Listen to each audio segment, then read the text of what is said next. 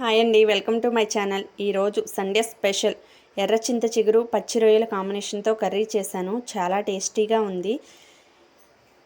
పచ్చి రొయ్యల్ని 4 or 3 times పసుపు ఉప్పు వేసి వాటర్తో క్లీన్ చేసుకోవాలి.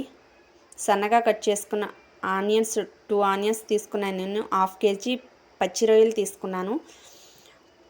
బాండీలో ఆయిల్ వేసుకుని అందులో చెక్క లవంగాలు వేసి ఆ తర్వాత సన్నగా కట్ చేసుకున్న ఆనియన్స్ 4 or 5 పచ్చిమిర్చి వేసుకుని వేయించుకోవాలి.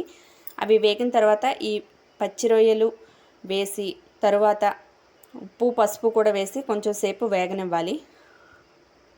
తర్వాత తగినంత కారం వేసుకుని మనం ముందుగా ఎర్ర చింత చిగురిని ఇలా చేతులతో నలిపేసుకుని పొడి పొడిగా చేసుకోవాలి.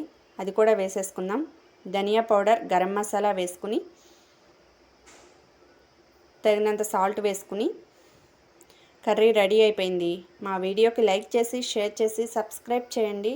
మా ఛానల్ని సపోర్ట్ చేయండి. చాలా టేస్టీగా ఉంది ఈ పచ్చి రొయ్యలు చింత చిగురు కర్రీ. ఓకేనండి, బాయ్.